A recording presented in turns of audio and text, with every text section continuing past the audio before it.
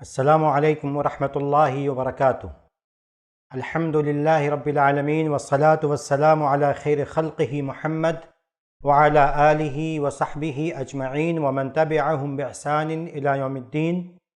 رب اشرح لی صدری ویسر لی امری واحلل عقدۃ من لسانی یفقہوا قولی۔ محترم سامعین کرام اور خواتین اسلام، آج کے درس میں قربانی سے متعلق دو ملتے جلتے مسئلے آپ کے سامنے بیان کرنے ہیں۔ پہلا مسئلہ یہ ہے کہ کیا قربانی کرنے کے لیے قرض لیا جا سکتا ہے یا قرض لے کر قربانی کی جا سکتی ہے؟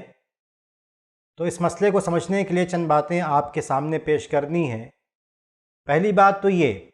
کہ قربانی کا حکم کیا ہے۔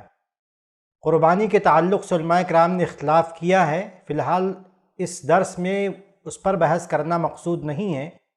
لیکن اس کو تھوڑا سا بیان کرنا مقصود ہے تاکہ قرض لے کر قربانی کرنے کے مسئلے پر روشنی پڑ سکے۔ تو قربانی کے حکم کے تعلق سے علماء کرام نے اختلاف کیا ہے کہ قربانی واجب ہے یا سنت مؤکدہ ہے، اور علماء کرام کی ایک بڑی تعداد اس بات کی طرف گئی ہے کہ قربانی سنت مؤکدہ ہے۔ پھر اسی میں دوسرا پوائنٹ یہ ہے کہ جو علماء کرام یہ کہتے ہیں کہ قربانی واجب ہے، وہ بھی قربانی مستطیع کے لیے واجب کہتے ہیں، جس کے پاس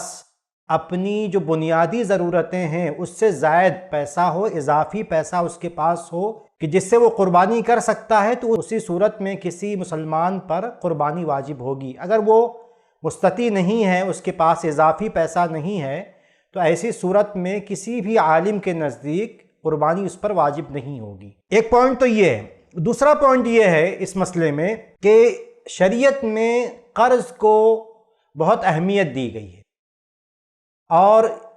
اس بات پر بڑا زور دیا گیا ہے کہ انسان قرض نہ لے۔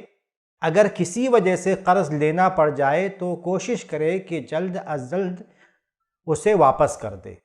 اور اپنے کندھے کو قرض سے آزاد کر لے۔ اسی لیے مشہور حدیث ہے صحیح کہ اللہ کے رسول صلی اللہ علیہ وسلم نے ارشاد فرمایا کہ یغفر للشہید کل ذنب الا الدین،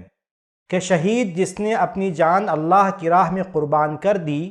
اس کے تمام گناہ معاف کر دیے جاتے ہیں، لیکن قرض معاف نہیں کیا جاتا۔ اس لیے ہم یہ کہتے ہیں کہ مشورہ یہ ہے کسی بھی مسلمان کے لیے کہ وہ قرض لے کر قربانی نہ کرے، کیونکہ اگر وہ مستطیع نہیں ہے تو کل قیامت کے دن اللہ تعالیٰ اس سے یہ سوال نہیں کریں گے کہ تم نے قربانی کیوں نہیں کی۔ لیکن اگر کسی وجہ سے اس نے وہ پیسہ، وہ قرض ادا نہیں کر پایا جو اس نے قرض لیا تھا قربانی کے لیے، اگر وہ مسلمان، وہ شخص وہ قرض ادا نہیں کر پایا، تو کل قیامت کے دن اس قرض کے تعلق سے اس سے پوچھ تاچھ ہو جائے گی، اس سے سوال ہو جائے گا۔ اس لیے مشورہ یہی ہے کہ انسان قرض لے کے قربانی نہ کرے۔ پھر جو لوگ قرض لے کر قربانی کرتے ہیں، عام طور پر ان کی نیت بھی تھوڑا سا عبادت والی نہیں ہوتی۔ سب کی بات نہیں کہی جا رہی، لیکن بہت ساری صورتوں میں ان کی نیت عبادت کی نہیں ہوتی، بلکہ شاید ان کی نیت بچوں کی دلجوئی ہوتی ہے، کبھی کبھی پڑوسی سے مقابلہ ہو جاتا ہے، کبھی کبھی محلے اور علاقے یا خاندان والوں کو بتانا ہے کہ ہماری مالی حالت درست ہے، اس سال بھی ہم قربانی کر سکتے ہیں جیسے ہم نے پچھلے سالوں میں قربانی کی، جبکہ اس سال ان کی مالی حیثیت ایسی نہیں ہوتی کہ وہ قربانی کر سکیں۔ لیکن اپنی مالی پوزیشن کو، اپنے مالی سٹیٹس کو لوگوں کے سامنے اونچا رکھنے کے لیے، جیسا پہلے تھا ویسا ہی لوگوں کے سامنے باور کرانے کے لیے کبھی کبھی لوگ قرض لیتے ہیں، جبکہ مشورہ یہ ہے کہ ایسا نہیں کرنا چاہیے۔ اگر اللہ نے آپ کو استطاعت دی ہے مالی تو آپ قربانی کریں، ورنہ آپ قربانی نہ کریں۔ ہاں، اس میں یہ ہے کہ دو باتیں اور اسی مسئلے میں۔ ایک یہ کہ اگر کوئی شخص قرض لے کے قربانی کر دیتا ہے تو انشاءاللہ اس کی قربانی ہو جائے گی۔ ہم یہ نہیں کہتے کہ اس کی قربانی نہیں ہوگی، لیکن مشورہ یہی ہے کہ کوئی بھی شخص قرض لے کر قربانی نہ کرے۔ اس میں ایک دوسرا پوائنٹ یہ ہے، ایک اور آخری بات اس مسئلے میں، کہ آخری بات یہ ہے کہ ہاں، کچھ لوگ ایسے ہو سکتے ہیں جن کو یہ کہا جائے کہ وہ قرض لے کر قربانی کر دیں۔ جیسے مثال کے طور پر ایک شخص ہے جو مالدار ہے، جس کا اچھا خاصا کاروبار ہے، مارکیٹ میں اس کا بہت سارا پیسہ لوگوں کے پاس ہے، لاکھوں روپیہ دوسروں کے پاس اس کا رولنگ میں پھرا ہوا ہے، بزنس میں لگا ہوا ہے، مارکیٹ میں موجود ہے یا کسی کو ادھار دیا ہوا ہے، لیکن ابھی کسی وجہ سے، یا مثال کے طور پر یہ فرض کر لیتے، تصور کر لیتے فرضی مسئلہ کہ اس کے پاس پیسہ بینک میں ہے،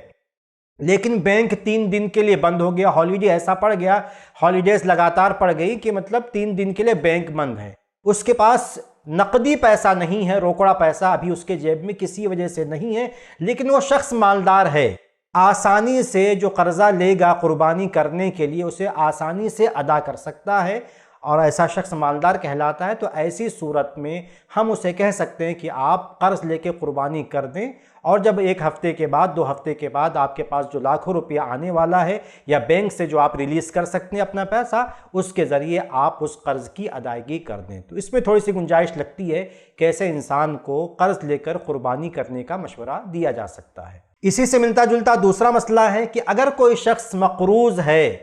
یعنی کسی نے کسی کا قرض لیا ہے، تو جو مقروض شخص ہے جسے قرض ادا کرنا ہے، کیا وہ قربانی کرے یا اپنا قرضہ ادا کرے؟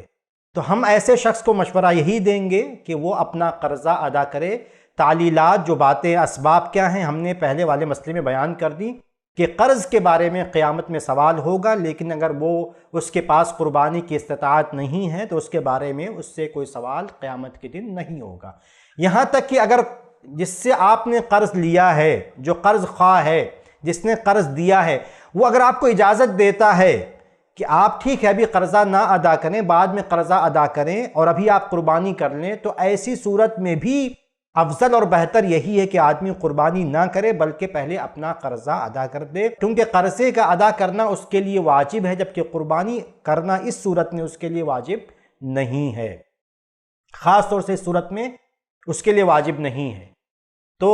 ہاں، اگر وہ کرتا ہے، اگر وہ اجازت دے دیتا ہے، مثال کے طور پر جس نے قرضہ دیا ہے، قرض خواہ اجازت دے دیتا ہے اور کوئی شخص اجازت کی وجہ سے قربانی کر لیتا ہے، تو ایسی صورت میں انشاءاللہ اس کی قربانی تو ہو جائے گی، لیکن اس صورت میں بھی ہم مشورہ یہی دیں گے کہ انسان اپنا قرضہ ادا کر دے، جو اس کے لیے ادا کرنا جس کا اس کے لیے واجب ہے، جبکہ قربانی کرنا اس کے لیے واجب نہیں ہے۔ اللہ تعالیٰ سے دعا ہے کہ اللہ تعالیٰ ہمیں اسلام کو سمجھنے اور اس میں عمل کرنے کی توفیق عطا فرمائے۔ آمین۔ والسلام علیکم ورحمۃ اللہ وبرکاتہ۔